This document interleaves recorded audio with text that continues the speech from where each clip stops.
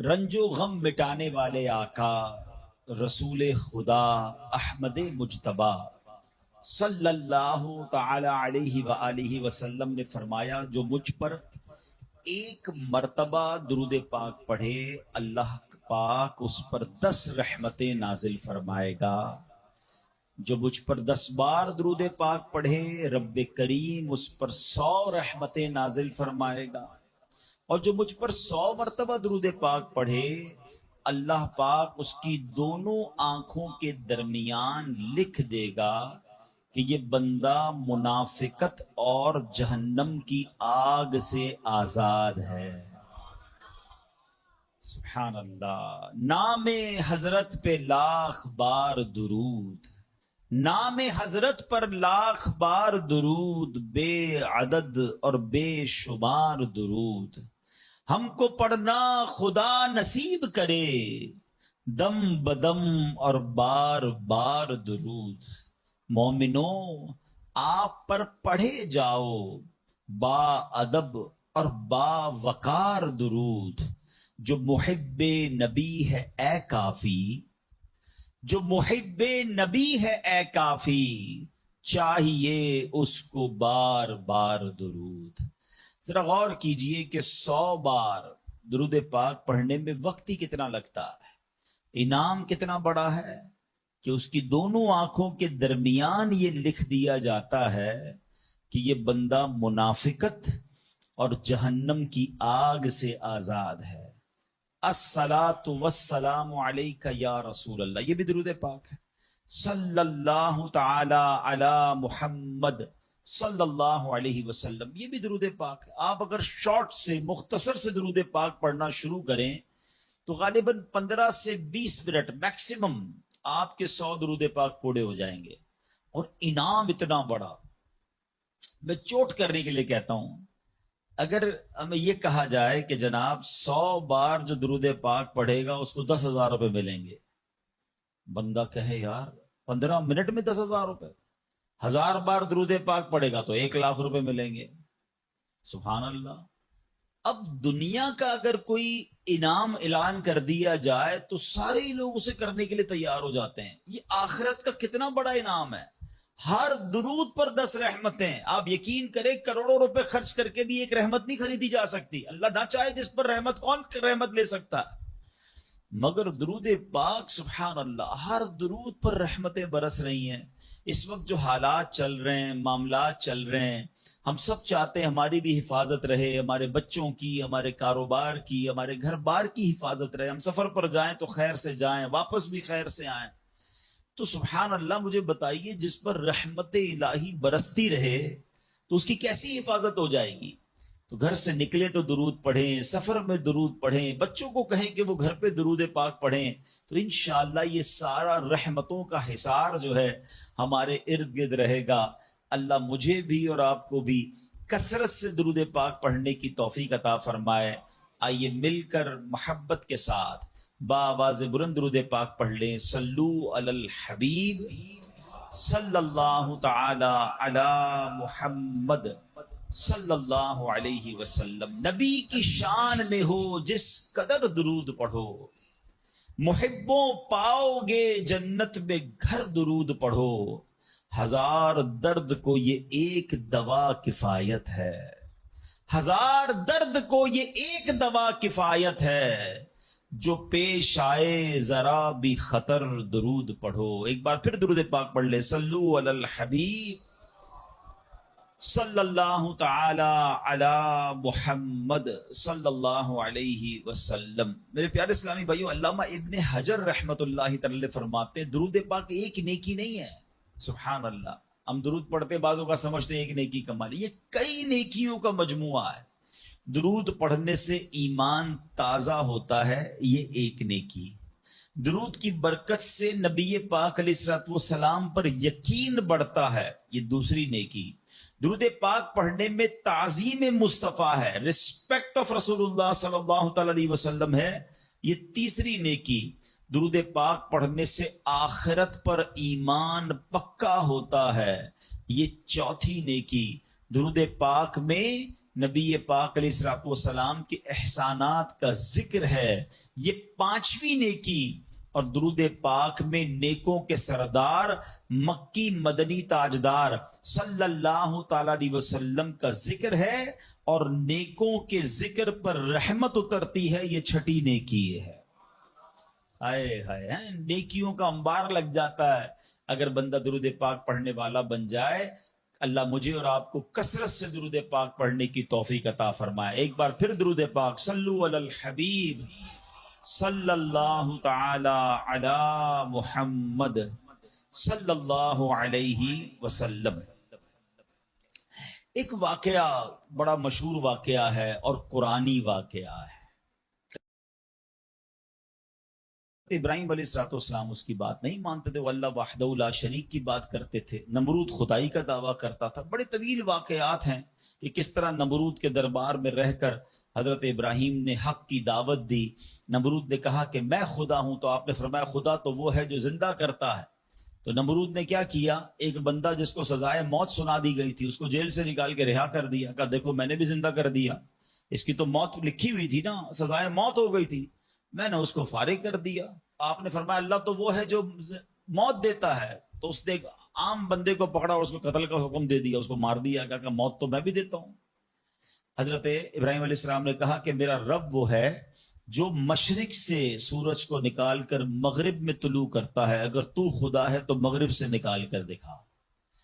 اب اس کے پاس کوئی جواب نہیں تھا، یہ کیسے کر سکتا ہے کوئی؟ تو بہرحال کمال کا جذبہ تھا، کمال کا یقین تھا اللہ وحدہ لا شریک پر، ایسا یقین، سبحان اللہ۔ اب جب نمرود نے دیکھا کہ کوئی بات یہ ماننے کے لیے تیار نہیں ہے، تو ان بدبختوں نے یہ فیصلہ کیا کہ حضرت ابراہیم علیہ السلام کو آگ میں ڈال دیا جائے۔ اچھا وہ کوئی نارمل آگ نہیں تھی، ایسی آگ نہیں تھی کہ لکڑیاں لگائیں اور جناب بندے کو ڈالنا ہے، ایک ایسی آگ تھی کہ جو اس وقت تک اتنی بڑی آگ لگائی نہیں گئی تھی، اور ایسی آگ تھی کہ کوئی پرندہ بھی اوپر سے گزرتا تھا تو وہ گزر نہیں پاتا، جل کے اس کے اندر کوئلہ بن جاتا تھا، اور حضرت ابراہیم علیہ الصلوۃ والسلام کو اس آگ میں پھینکا جانے لگا۔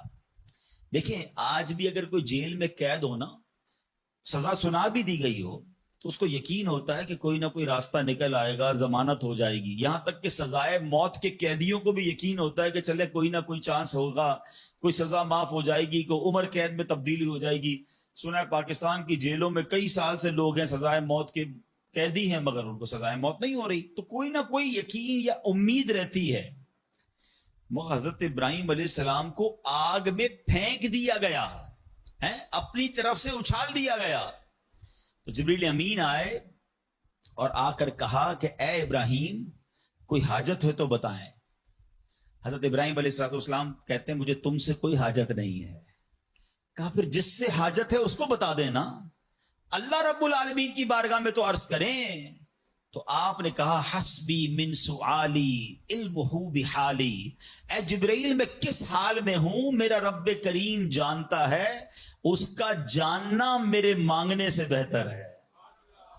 اب یقین کا لیول تو دیکھیں نا، اللہ دیکھ رہا ہے نا، میرے مانگنے سے بہتر یہ کہ وہ جانتا ہے، اس نے دیکھا ہے، اسے معلوم ہے مجھے آگ میں ڈالا جا رہا ہے، اگر وہ راضی تو میں بھی راضی۔ پنجابی شاعر کہتے ہیں نا، جے سونا میرے دکھ وچ راضی میں سکھ نو چلے پاوا ہوں، اگر میرا مالک میرے دکھ میں راضی ہے تو میں نے سکھ کو کیا کرنا ہے۔ یہ کیسا یقین تھا، مگر اس یقین کا نتیجہ کیا نکلا کہ قرآن میں رب فرماتا ہے یا نار کونی بردا و سلاما علی ابراہیم۔ پھر آگ کو رب نے کیا حکم دیا، ذرا سمجھیے گا بات کو، اللہ کی قدرت کا کیسا نظارہ ہے اس واقعے میں۔ مجھے بتائیے آگ کا کام کیا ہے؟ آگ کا کام تو جلانا ہی ہے نا، عقل بھی کہتی ہے، سائنس بھی کہتی ہے، تجربہ بھی کہتا ہے، جب بھی آگ ہے کوئی چیز ڈالو جلی جاتی ہے، مگر اسی آگ کو رب نے کیا حکم دیا، اے آگ ابراہیم پر ٹھنڈی اور سلامتی والی ہو جا۔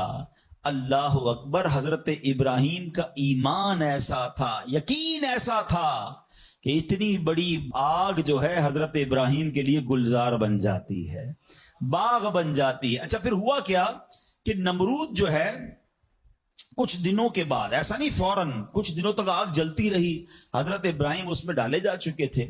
नमरूद ने सोचा देखूं तो सही कि इब्राहिम का हाल क्या हुआ है। वो अपने महल की छत पर चढ़ गया और छत पर चढ़ने के बाद उसने आग की तरफ देखा।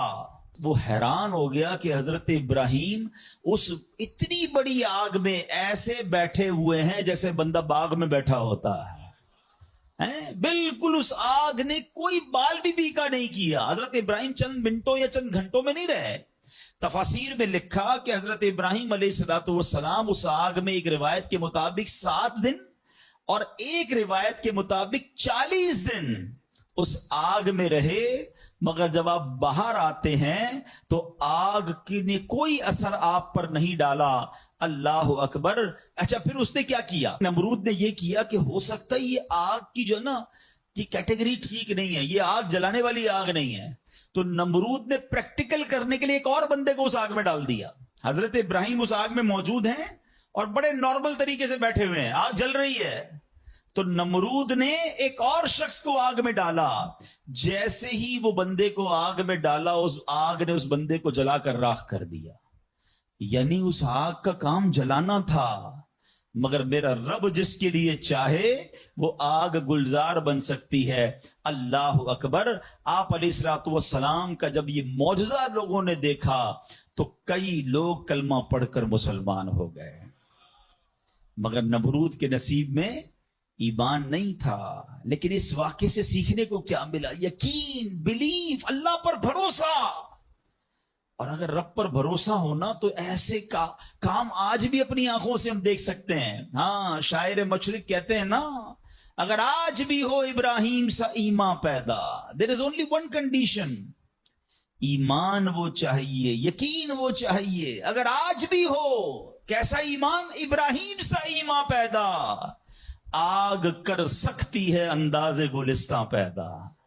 आज भी गमों की आग बाग बनेगी, आज भी आपकी मुश्किलों की आग बाग बनेगी, मगर प्रॉब्लम ये कि ये भरोसा कहां है, वो यकीन कहां है? अल्लाह पर डगमगा गए हम लोग, हमारे यकीन और भरोसे हिल गए हैं। अल्लाह अकबर। आइए एक और वाकया सुनते हैं। हजरत अबू मुस्लिम खौलानी रहमतुल्लाह तआला अलैह, इनको उम्मत का हकीम कहा जाता था। बड़े कमाल की शख्सियत और बड़े अक्लमंद और दाना थे। आपके दौर में, आप यमन में रहते थे और आप ताबई बुजुर्ग हैं। ताबई किसको कहते हैं? जिसने किसी सहाबी को ईमान की हालत में देखा हो और उसका खात्मा भी ईमान पर ही हुआ हो। ताबई, सुभान अल्लाह, वो ताबई बुजुर्ग थे, यमन में रहते थे। आपके दौर में एक शख्स था असवद अंसी। उस बंदे ने माद अल्लाह नबूवत का झूठा दावा कर दिया और एक दिन जबरदस्ती आपको अपने पास बुलाया और पूछा कि क्या तुम गवाही देते हो कि मोहम्मद सल्लल्लाहु अलैहि वसल्लम अल्लाह के रसूल हैं? कहा हाँ बिल्कुल, मेरे आका अलैहिस्सलाम अल्लाह के नबी हैं, सच्चे नबी हैं, वो मेरे आका हैं, मैं उन पर ईमान रखता हूं। तो फिर वो कहता अच्छा ये गवाही देते हो कि मैं भी अल्लाह का रसूल हूं? हजरत अबू मुस्लिम खौलानी कहते हैं कि मैंने नहीं सुना तुम क्या कहते हो, यानी सुना ही नहीं उसकी बात, सुनी अनसुनी कर दी। असवद अंसी को बड़ा गुस्सा आया, उसने फौरन हुक्म जारी किया कि बड़ी और खौफनाक आग जलाई जाए। आग जलाई गई। अबू मुस्लिम रहमतुल्लाह तआला को उस दहकती आग में डाल दिया जाए, हुक्म दे दिया। आपका ईमान टस से मस नहीं हुआ, आप खड़े रहे और आपको उठाकर आग में डाल दिया गया। सुभान अल्लाह। जिस रब ने हजरत इब्राहिम के लिए आग को ठंडा किया था ना, गुलजार किया था, अबू मुस्लिम खौलानी रहमतुल्लाह तआला के लिए भी वो आग सलामती वाली हो गई। बिल्कुल सही सलामत आग से बाहर आ गए।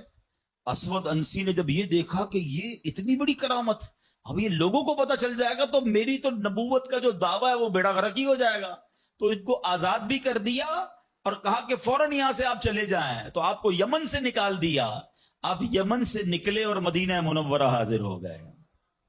गुलामी में न काम आती है शमशीरें न तदबीरें, गुलामी में न काम आती हैं न शमशीरें न तदबीरें, जो हो ज़ौक़े यकीन पैदा तो कट जाती हैं जंजीरें, कोई अंदाजा कर सकता है उसके जोरे बाजू का, निगाहे मर्द मोमिन से बदल जाती है तकदीर।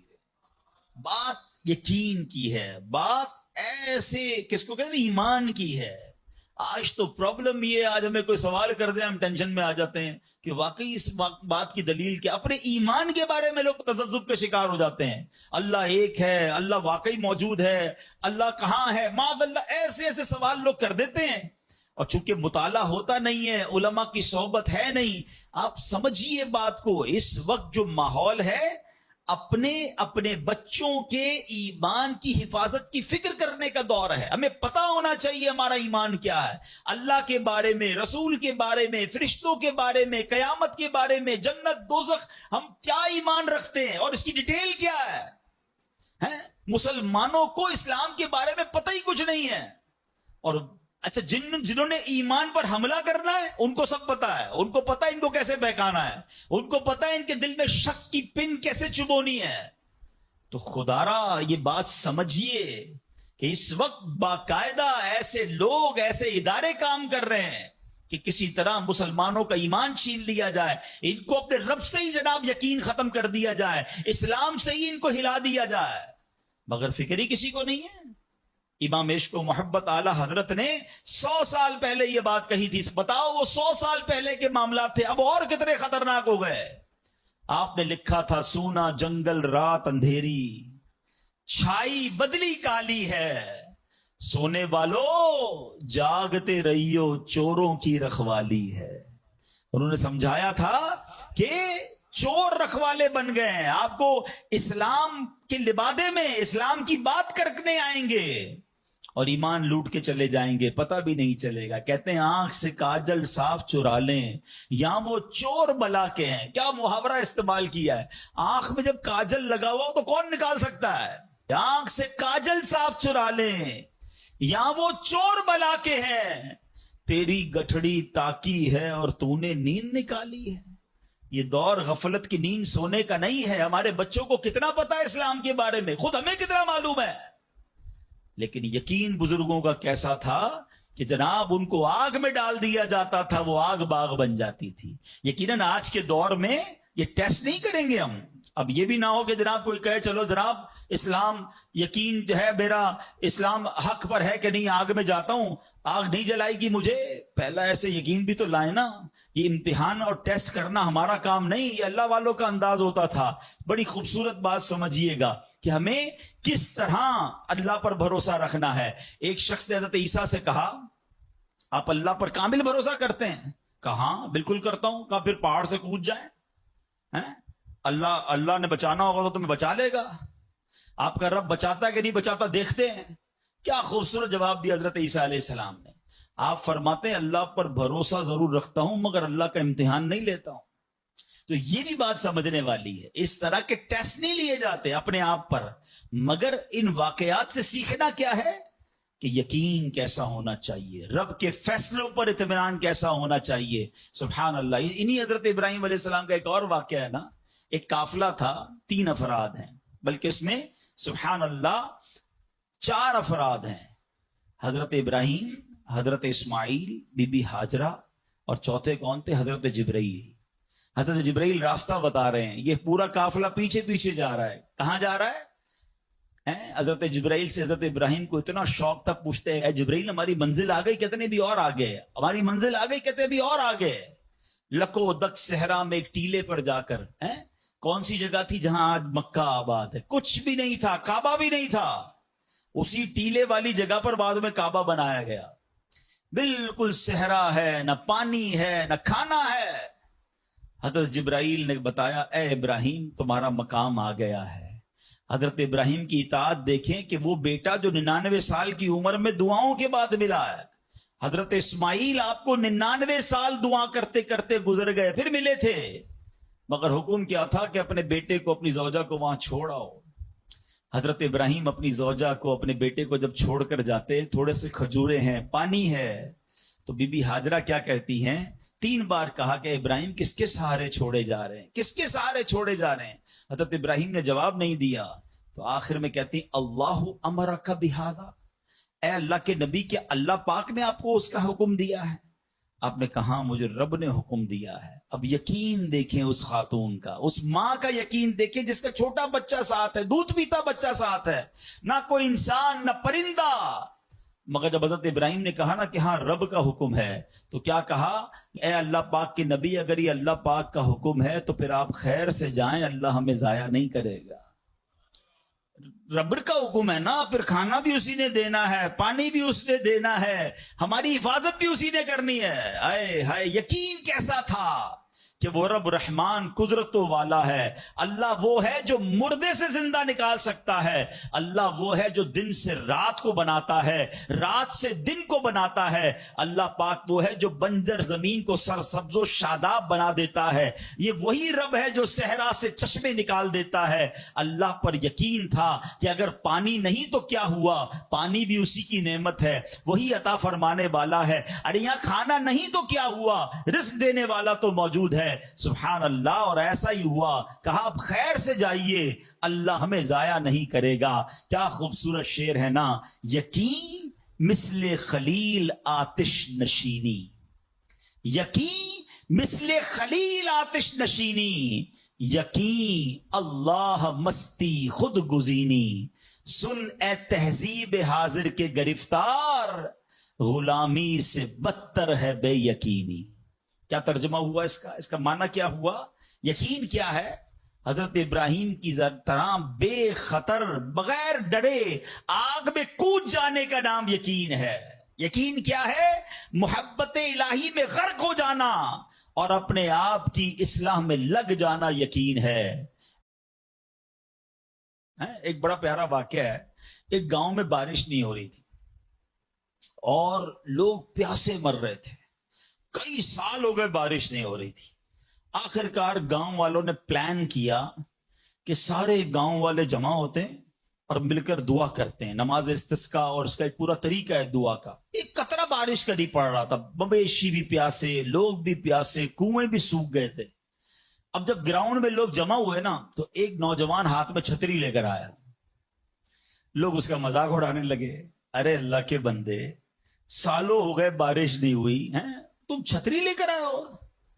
تو کہتا مانگنے کس سے آیا ہوں, اس رب نے بارش تو دینی ہے, واپسی کیا بھیگتا ہوا جاؤں گا. اور علماء کہتے ہیں جب دعا شروع ہوتی ہے تو اتنی بارش ہوتی ہے کہ پورا گاؤں بھیگتا جاتا ہے, وہ نوجوان چھتری کے سائے میں جا رہا ہے. فرمایا یہ اس نوجوان کا یقین تھا جس کی وجہ سے یہ بارش ہوئی ہے. کاش یہ بات سمجھ آ جائے. ارے رب پر بھروسہ نہیں کرو گے تو کس پر بھروسہ کرو گے؟ اپنے دین پر, اللہ رسول کے فرمان پر ہی ہمیں بھروسہ نہیں ہے. غور کیجئے, یہ یقین لے آؤ واپس, زندگی میں موج آ جائے گا. زندگی اتنی پرسکون ہو جانی ہے اگر اللہ کے فیصلوں پر یقین آ جائے, اللہ کی عطاؤں پر یقین ہو جائے, آخرت کے وعدوں پر یقین ہو جائے, نبی پاک کی حدیثوں پر یقین ہو جائے. اعلیٰ حضرت رحمت اللہ تعالی علیہ کا کیسا یقین تھا. ایک بار غالباً اپنی والدہ کے ساتھ حج پر جا رہے تھے. اس زمانے میں پانی کے شپ جاتے تھے. اتنا زبردست رف سی ہو گیا, طوفان آ گیا, لوگ ڈر گئے, کلمے پڑھنے لگے, یہاں تک کہ لوگوں نے کفن نکال لی ہے کہ چلو کفن پہن لے, ڈوبنے والا ہے جہاز. اعلیٰ حضرت امام اہل سنت مفتی ہیں, ٹھیک ہے نا, اتنے بڑے مفتی ہوتے ہوئے نے اپنی والدہ کو کہا میں اللہ کی قسم کھا کر کہتا ہوں جہاز نہیں ڈوبے گا. تھوڑی دیر ہوئی تو ایسا ہی ہوا, جہاز کو کام ڈاؤن ہو گیا, سب خیر سے پہنچ گئے. تو ماں نے کہا بیٹا اتنی بڑی قسم کیسے کھا لی تم نے؟ کہ میں نے نبی پاک علیہ الصلوۃ والسلام کا فرمان سنا ہے, جو کشتی میں بیٹھ کر یہ دعا پڑھ لے, بسم اللہ مجریہا و مرساہا ان ربی لغفور الرحیم, وہ کشتی نہیں ڈوبے گی. میں اللہ کی قسم کھا کے کہتا ہوں کہ میرے نبی نے فرمایا نا, وہ یقین تھا. ہم کتنی بار دعا پڑھتے ہیں مگر دعا پڑھ کے بھی کہتے ہیں پتہ نہیں قبول ہوگی نہیں ہوگی, پڑھ لیتے ہیں. یہ والی چیز نکال دیں. وظیفے ہمارے کیوں نہیں لگتے؟ لوگ کہتے ہیں وظیفہ پڑھ رہا ہوں مسئلہ نہیں ہو رہا, تعویذ لیا پھر بھی مسئلہ. تعویذ پہنتے وقت بھی خیال ہی ہوتا ہے چلو یار پہن لیتے ہیں, پتہ نہیں ہونا ہے نہیں ہو تو کچھ نہیں ہونا. وظیفہ پڑھ رہے ہیں اور کہہ رہے پتہ نہیں ہوتا. پہلے یقین لائیں. اچھا ڈاکٹر بھی یہی کہتے ہیں, یہ صرف اب یہ وظائف اور ان چیزوں میں نہیں, آپ اگر ڈاکٹر پر بھی یقین نہ رکھیں نا کہ یار اس کی دوائی پتہ نہیں کام کرتی ہے نہیں کرتی, کیونکہ بہت ساری چیزوں کے پیچھے یقین, ول پاور. بڑا خوبصورت جملہ میں نے کتاب میں پڑھا تھا, کہ جو لوگ کہتے ہیں یہ ہو جائے گا ان سے ہو جاتا ہے، جو لوگ کہتے ہیں یہ نہیں ہوگا ان سے نہیں ہوتا ہے۔ کاش یہ بات سمجھ آ جائے آپ کو، ہو جائے گا، اب کر لو گے۔ بڑے بڑے کام لوگ کر جاتے ہیں، میں کر لوں گا انشاءاللہ، پتہ نہیں ہوگا نہیں ہوگا، ٹرائی کر لیتا ہوں، پہلے ہی سمجھ لو نہیں ہوگا۔ اندر حوصلہ تو لائیں نا، یقین تو لائیں۔ اگر رب پر ہی بھروسہ نہیں ہوگا تو ہم کدھر جائیں گے؟ اب ذرا سنیے گا، امیر اہل سنت نے ایک بڑا پیارا واقعہ اپنے رسالے میں لکھا کہ ایک ڈاکوؤں کا گروہ جو تھا ڈکیتی کے لیے ایک جگہ پہنچا، تو وہاں کھجور کے 3 درخت تھے۔ ایک درخت خشک تھا، یعنی اس میں پھل نہیں لگے ہوئے تھے، دوسرا درخت پھلدار تھا۔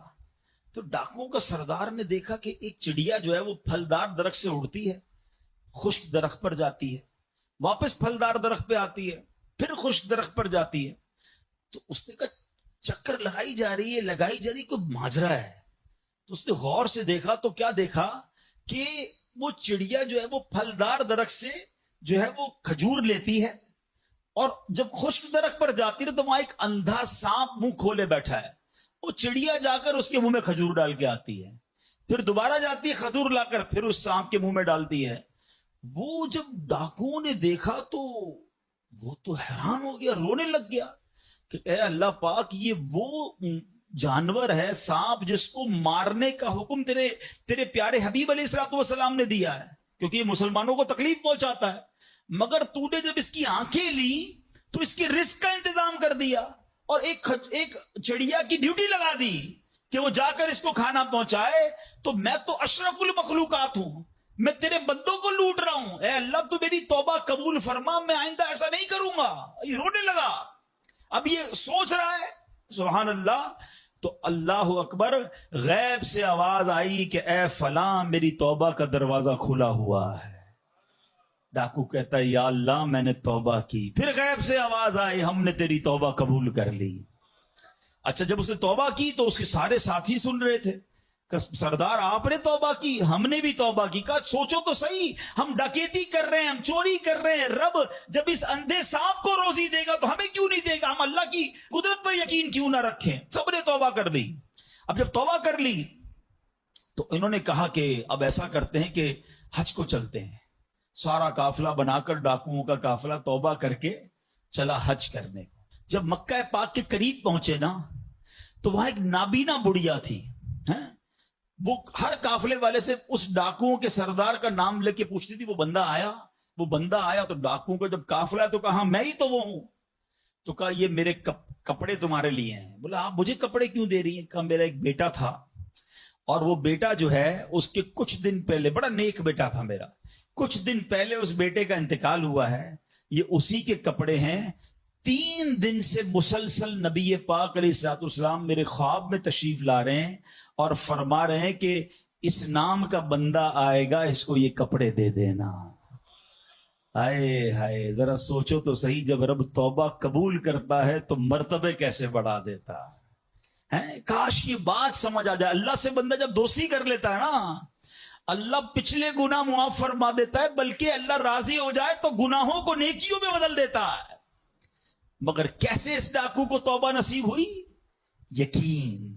کاش حرام کمانے والا، سود کا کام کرنے والا، کاش رشوت لینے والا، ڈاکہ ڈالنے والا، چوری کرنے والا یہ سوچے کہ میں کیوں کر رہا ہوں، ملاوٹ کرنے والا سوچے اللہ پر بھروسہ تو رکھو یار، رب نے میرا نصیب لکھا ہوا، جو میرے نصیب میں مجھے مل کر رہے گا۔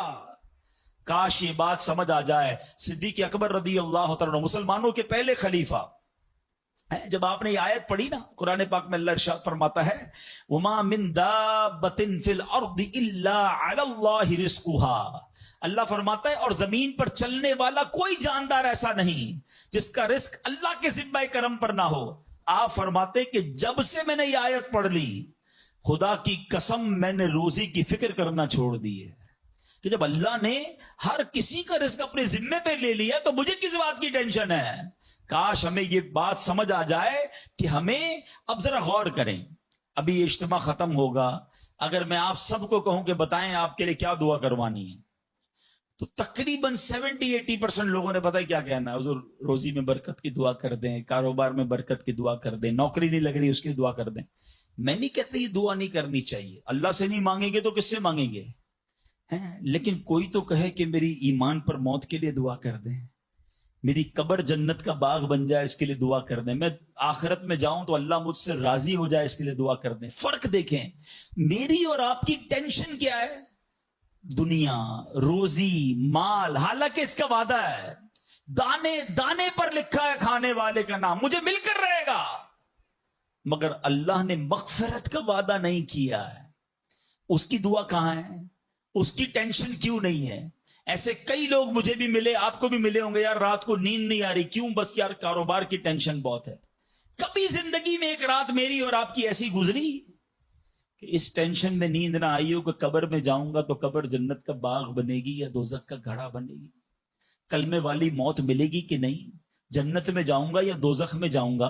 میزان عمل پر جب اعمال تولے جائیں گے، گناہ کا پلڑا بھاری ہوگا یا نیکیوں کا پلڑا بھاری ہوگا؟ یار آج جون جولائی کی گرمی، ہیٹ سٹروک کی باتیں ہو رہی ہیں، 50 ڈگری میں حال برا ہو گیا، سورج 1 میل پر جب ہوگا اور لوگوں کی پیاس زبان سے باہر زبانیں آئیں گی، مجھے جام کوثر نہ ملا تو میرا کیا بنے گا؟ کبھی اس کی ٹینشن، اس کا وعدہ نہیں ہے، یہ اللہ سے دعا کرنی ہے، اس کے لیے کوشش کرنی ہے۔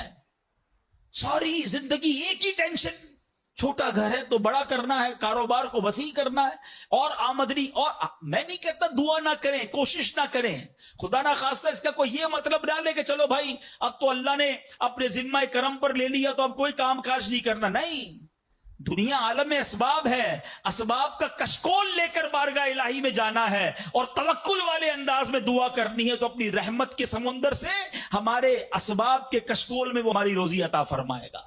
اسباب اختیار ضرور کرنے، مگر اسی فکر میں زندگی تو برباد نہ کر دینا کہ سارا صبح سے لے کر شام تک ایک ہی ٹینشن۔ بھروسہ رکھے رب پر، یقین رکھے رب پر۔ آج حال یہ ہے، بچہ پیدا ہو جائے تو ٹینشن، او ہو اب میرا بچہ ہو گیا، اس کی آگے پرورش میں کیسے کروں گا، اس کی تعلیم کا کیا ہوگا، اور خاص طور پہ بچی پیدا ہو جائے تو ایسے بدبخت لوگ ہیں کہ اب جناب بیوی کو برا بھلا کہہ رہے ہیں، خاندان میں جھگڑے ہو رہے ہیں بچی کی پیدائش پر کہ اب اس کی شادی کیسے ہوگی، یہ تو بوجھ آ گئی ہے، معاذ اللہ۔ سمجھ نہیں آتی کہ جس رب نے بچی دی ہے انشاءاللہ رزق بھی وہی دے گا، اسباب بھی وہی دے گا۔ ارے جب اس نے مجھے پالا ہے وہ اس کو بھی پالے گا۔ کیا خوبصورت بات علماء نے لکھی، جو رب ہاتھی کو من اور چونٹی کو کن دے سکتا ہے وہ مجھے بھی میرا رزق عطا فرمائے گا۔ آپ ذرا سوچیں تو صحیح، کس کو رزق دیتا ہے؟ حدیث پاک کا مضمون ہے تم اللہ پر بھروسہ کرو، جیسا بھروسہ کرنے کا حق ہے وہ تمہیں ایسے روزی دے گا جیسے پرندوں کو روزی دیتا ہے۔ پرندوں کو سمجھتے کتنی کیسے روزی ملتی ہے؟ کبھی گھونسلے دیکھیں پرندوں کے؟ اچھا پہلے تو یہی نہیں پتا کراچی والوں کو تو پرندے دیکھنے کو نہیں ملتے، ہم نے درخت کاٹ کے پورا شہری کنکریٹ کا جنگل بنا دیا، ورنہ یہ پوچھے بزرگوں سے، ہم بھی چھوٹے تھے تتلیاں بھی دکھتی تھی، صبح مدرسے اسکول جاتے تھے تو کوئل کی آواز بھی آتی تھی، اب تو کراچی والوں کے ہارن کی آواز آتی ہے ہم کو۔ اب تو یہ پرندے بھی چلے گئے، کہاں چلے گئے؟ ہم نے درخت کاٹے، ہمیں نظر ہی نہیں کہ درخت ہے کیا۔ آج گاڑی پارک کرنے کے لیے ہر بندہ درخت کا سایہ ڈھونڈ رہا ہے مگر درخت لگاتا نہیں ہے۔ کاش یہ بات سمجھ آ جائے کہ جتنے درخت لگتے جائیں گے شہر یا ملک خوشگوار بھی ہوگا، موسم بھی کول ڈاؤن ہو جائے گا۔ یہ جو آج ہم کہتے ہیں نا اتنی گرمی بڑھتی جا رہی ہے، اس کی ایک بڑی وجہ یہ ہے، یہ میرا موضوع نہیں ہے، لیکن جو موسم کا تغیرات، کلائمیٹ ڈس آرڈر ہے، کاش یہ بات سمجھ آئے کہ پلانٹیشن نہیں ہم کر رہے، ہم پودے نہیں لگاتے بلکہ پودے کاٹ دیتے ہیں۔ کتنے درخت کاٹے، کتنے جنگل ختم کر دیے ہم نے۔ الحمدللہ دعوت اسلامی کا شعبہ FGRF، ہم اب پلانٹیشن ہم کرتے چلے جا رہے ہیں، 30 لاکھ پودے لگائے، مگر یہ تھوڑے ہیں۔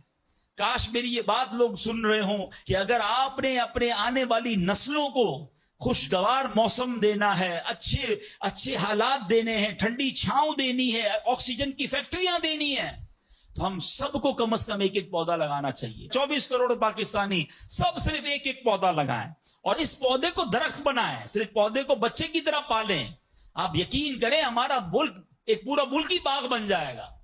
تو اب ذرا سوچیں کہ ہمیں یہ بات سمجھنی ہے کہ یہ گھونسلے، یہ جو حدیث میں سنا رہا تھا، بات کہاں سے چلی کہ اللہ پرندوں کو کیسے رزق دیتا ہے۔ آپ کو پتا پرندے کتنے؟ ایک تحقیق کے مطابق اس دنیا میں جتنے انسان ہوتے ہیں نا ملٹی پلائی بائی 10 جانور ہوتے ہیں. اگر 800 کروڑ انسان ہیں, 8 ارب کے قریب آبادی ہو گئی دنیا کی, 800 کروڑ, 8 ارب, تو آپ سمجھو کہ 80 ارب جانور ہیں دنیا میں. اور کہا جاتا ہے ملٹی پلائی بائی 10 کریں اس کو تو اتنے پرندے ہوتے ہیں. یعنی اس کا مطلب 800 ارب کم و بیش پرندے ہیں دنیا میں. آپ نے پرندوں کے گھونسلے دیکھے کبھی کہ جب گھر سے صبح اڑتے ہیں نا اپنے گھونسلے سے, سب کے پیٹ خالی ہوتے ہیں, گھونسلے میں کوئی کبڈ نہیں ہوتی ہے, کوئی شام کا دوسرے دن کا چارہ نہیں ہوتا ہے, بچے چھوٹے چھوٹے چھوڑ کر جاتے ہیں. مگر یہ 800 ارب پرندے جب شام کو گھونسلے میں آتے ہیں, اللہ سب کو رزق دے چکا ہوتا ہے. کوئی پرندہ دنیا میں بھوکا نہیں سوتا. کیا خوبصورت بات, سمجھو اس کو اس کا مزہ لو نا. رب ہاتھی کو من دیتا ہے, اس کو ہاتھی کو کتنا کھانا چاہیے, دنیا میں کتنے ہاتھی ہوں گے, اس کو روز کے منو کھانا مل جاتا ہے. اور چونٹی کو کن چاہیے ہوتا ہے چھوٹا سا, وہ رب اس کو کن بھی دے دیتا ہے, پرندوں کو روزی دے دیتا ہے.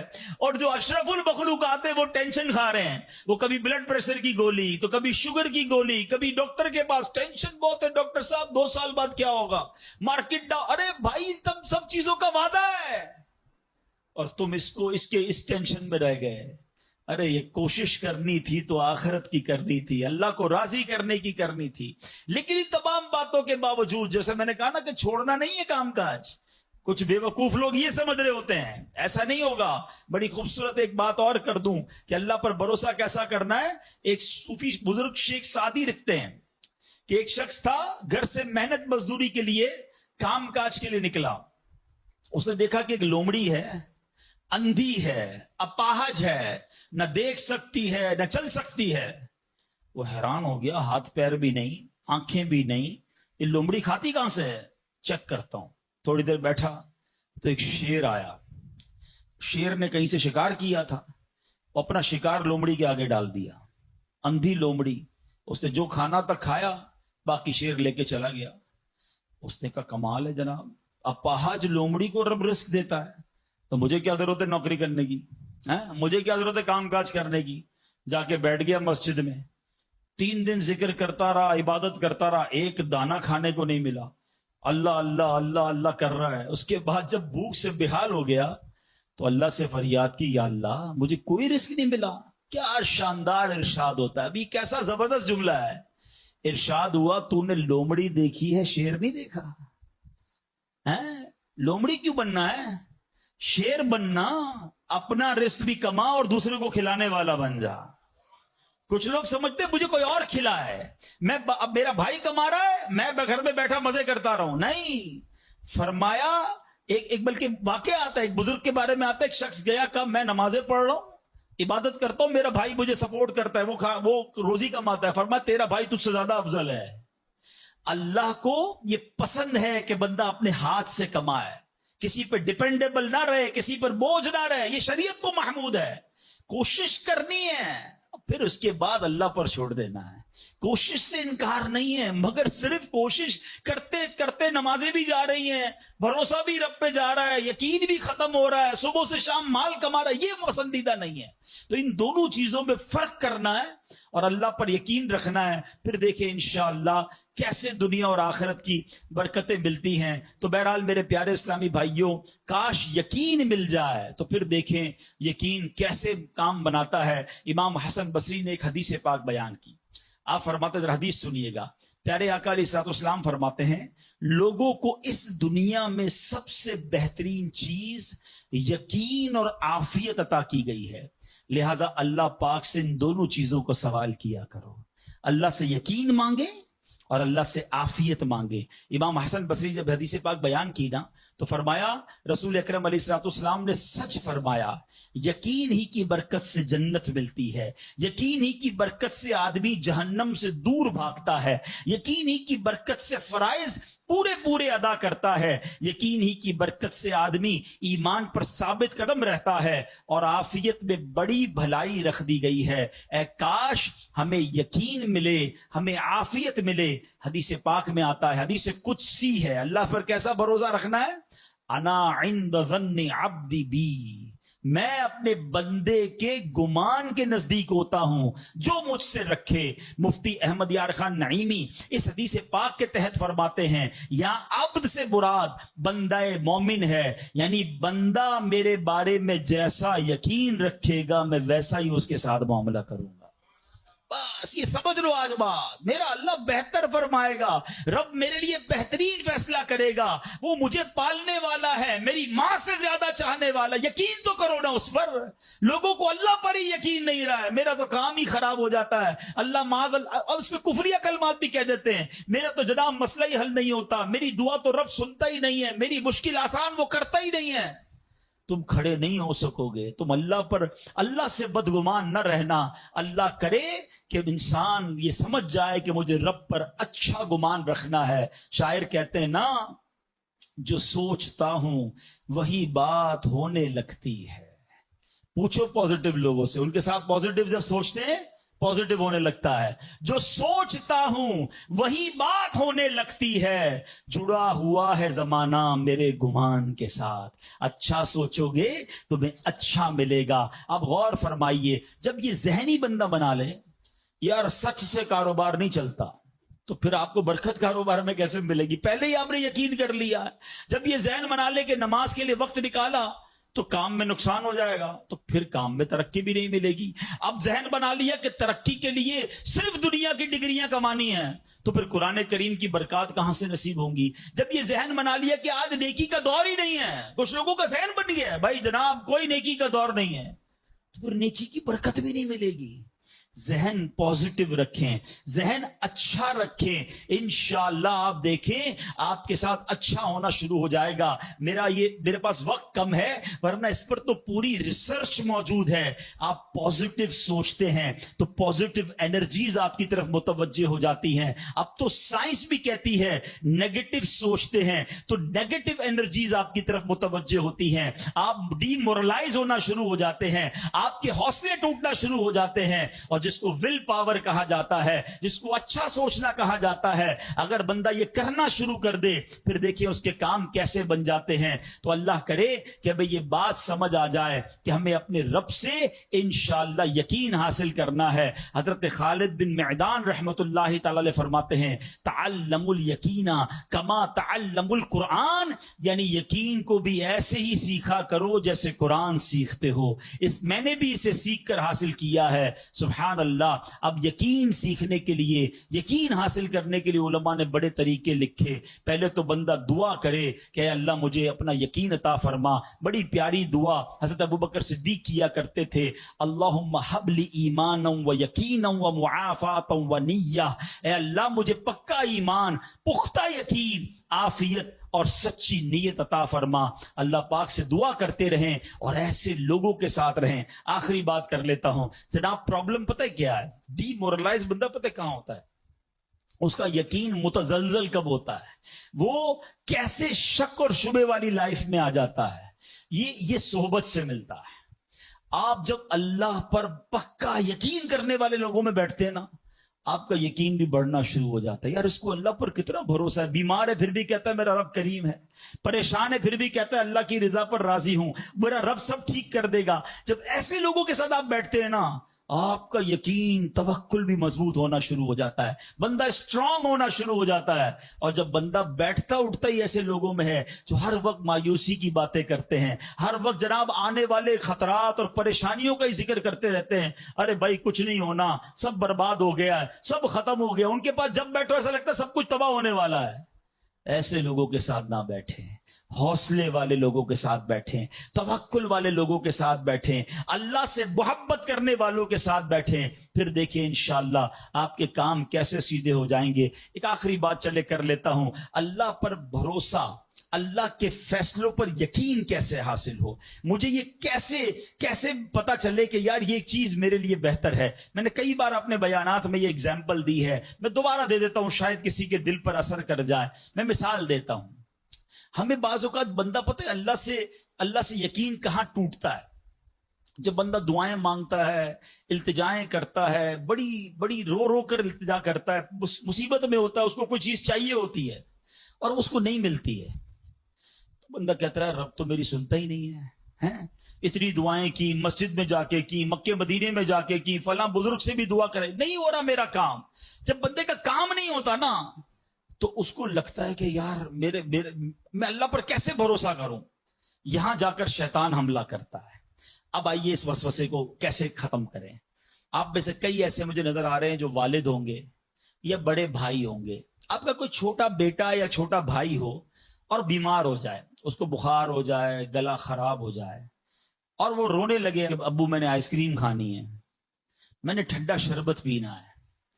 اچھا بتائیے، آپ اسے ٹھنڈا شربت پلائیں گے؟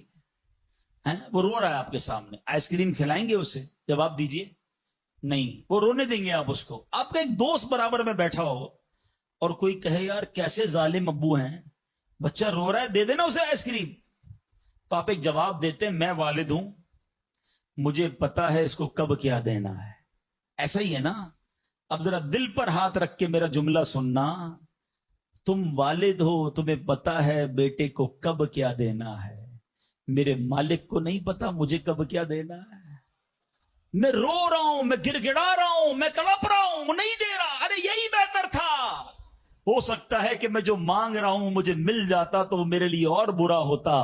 علماء کہتے کسی کا امیر ہونا اس کے لیے اچھا ہے، کیونکہ وہ غریب ہوگا تو وہ ایمان سے متزلزل ہو جائے گا۔ کسی کا غریب ہونا اس کے لیے اچھا ہے، کیونکہ اگر اسے مال دے دیا جائے گا تو اس کا ایمان چلا جائے گا، وہ غلط کاموں میں پڑ جائے گا۔ کسی کو اولاد دینا اس کے لیے اچھا ہے، اور کسی کو بے اولاد رکھنا اس کے لیے اچھا ہے۔ ہو سکتا ہے بیٹا ایسا ہونے والا ہو جو بڑا ہو کے باپ کو ہی مار کے گھر سے نکال دے۔ کیا ہم نے نہیں دیکھے ایسے واقعات؟ ایسی اولاد نہیں دیکھی جو ماں باپ کو قتل کر دیتی ہے؟ لوگ کہتے ہیں اس سے بہتر تو بچہ ہی نہ ہوتا۔